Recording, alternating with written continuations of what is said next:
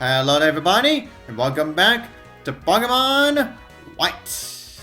So in the last part we went through Route 18, and we also visited the P2 laboratory. Now we're gonna be doing a bit more backtracking through some locations with Surf. Then we're gonna be going to Twist Mountain. Now, since I'm excited to get to go over the P2 laboratories Pokemon that you can find there, yeah, I may as well go over them now. Now, the Pokemon you can find there in the actual grass are Watchhawk, Herdier, Scraggy, and Clank. And for the wrestling grass, you can find Saland and Audino. Really? Apparently, Seismitoad, despite being a water type, Seismitoad cannot learn Waterfall. Like, really? Why? Well, I guess I'm gonna have to go back and get a Pokemon that one of the other water types I have, and make it learn Waterfall. So then I can actually do that. Jeez. But anyways, back to what I was saying. Again, yeah, back to what I was saying. Now, as the Pokemon that you can find on the water at the P2 laboratory are essentially the same Pokemon that you can find in Route 17 and 18. Okay, so I do have a Lumamola and Frillish. Yeah, and I'm pretty sure Frillish can learn. Waterfall. So, yeah. I guess, yeah, since I'm just gonna be doing this. Now, I won't be doing this too much, considering that, well, yeah, I said this previously, I believe, that we don't really need Waterfall, that we don't really need a Waterfall for much right now. Yeah, it's only for post game for when you actually need it. Yeah.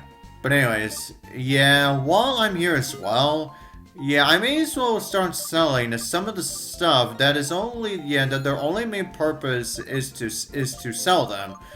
Because now we're getting to the point of the game where we're gonna need a lot of money, just in case if we just happen to fail to get just in case if it takes you a really long time for you to get certain Pokemon. Yeah, for those of you who know what I'm talking about, have definitely seen my previous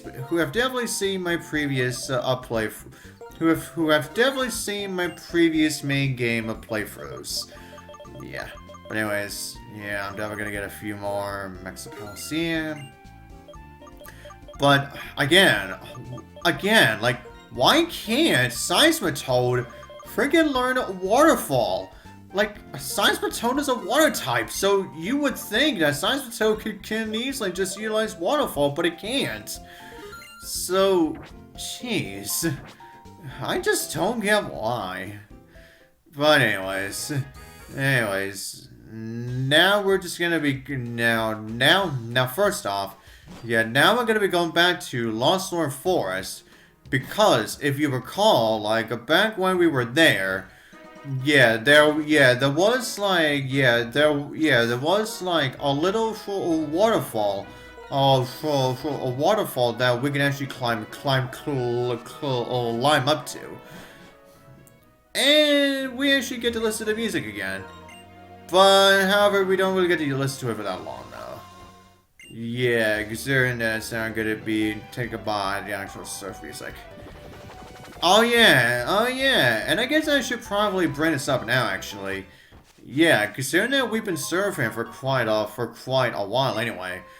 For the music that plays while you're surfing in this generation, I would say it is actually a very good music track. Although I wouldn't consider it one of my favorites. I only just like it, and that's it. Yeah. But anyways, everyone, now as you just saw, the item that we got on top of that waterfall in Lostlorn Forest was another rare candy. So of course, yeah, now we can definitely utilize it to level up our Pokemon. But I think I'll save that until our team has, I believe, until all my teammates have reached at least level 38. Yeah, then that's when I'll get to utilizing that. But anyways, now if we shift towards this lighthouse in Driftveil City, you can get yourself a Waterstone. Now, if you did not get that Waterstone from that guy back in Castelia City, then you can easily just get yourself a water type from a Waterstone from there. But anyways, now back at Route 6, and immediately you can get the TM for Poison Jab. So yeah, now you can definitely utilize a really good physical poison move. A poison move. No, a poison move now. So yeah. But anyways, over here, and we get the Silk Scarf item. Oh yeah, now you see that cave entrance over there? Yep, that right there is where we're gonna be going to next. Now, and if you recall, yeah, an actual NPC, that old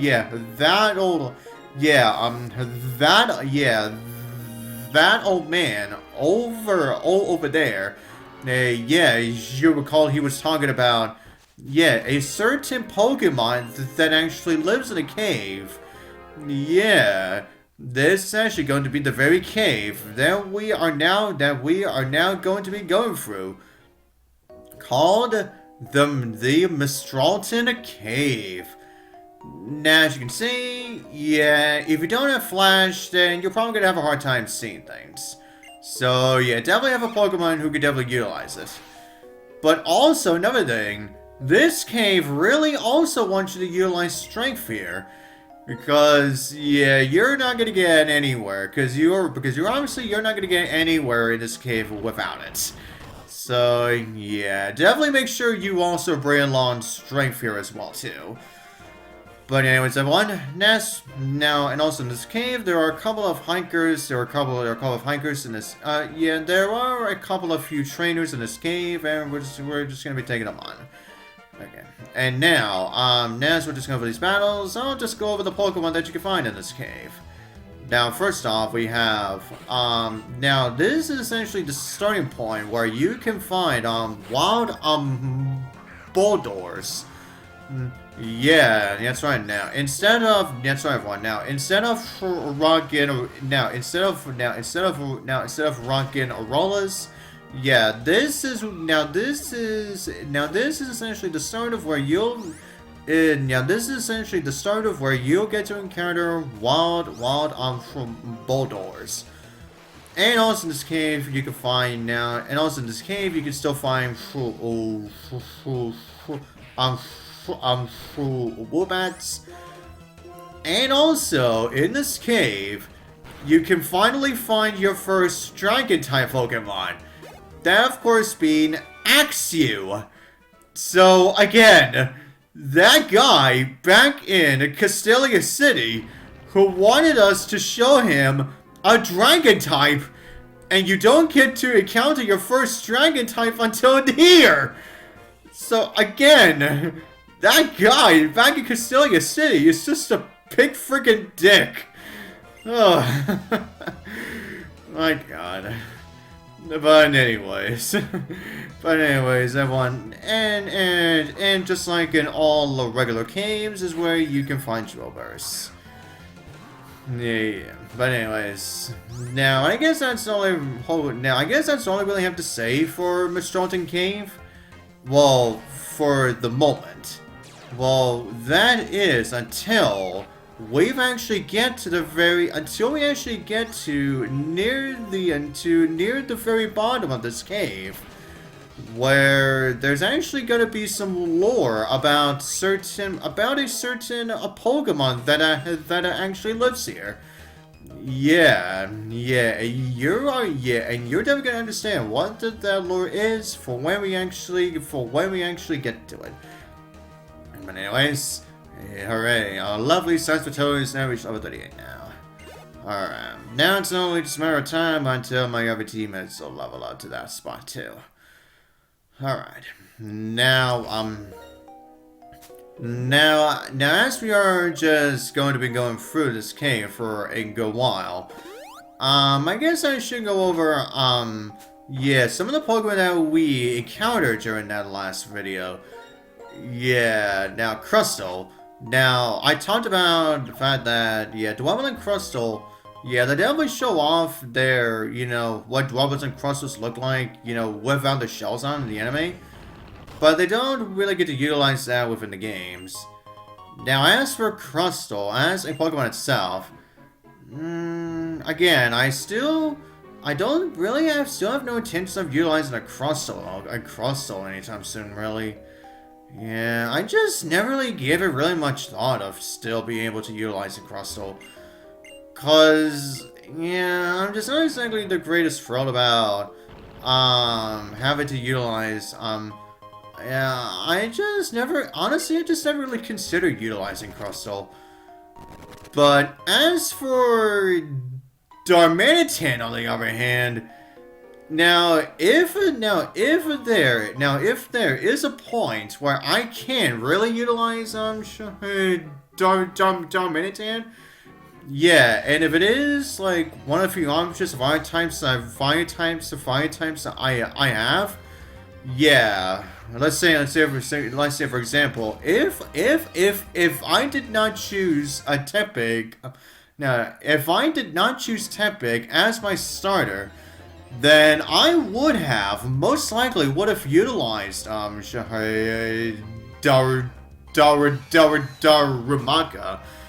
Yeah, then you could definitely get to see that Darumaka isn't just there for cuteness.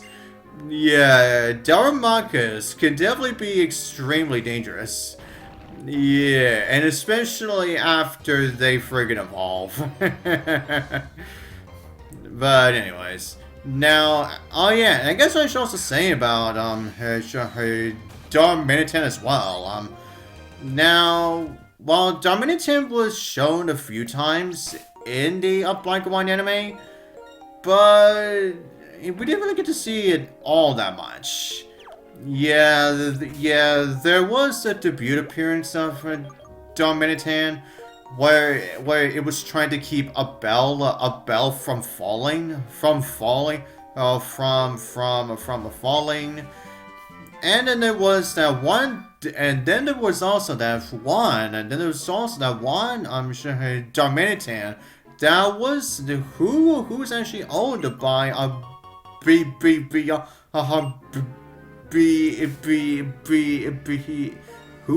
that was owned by Bianca's father. Yeah, but I did not only really all the major Darmanitans that we saw within the Black and White series.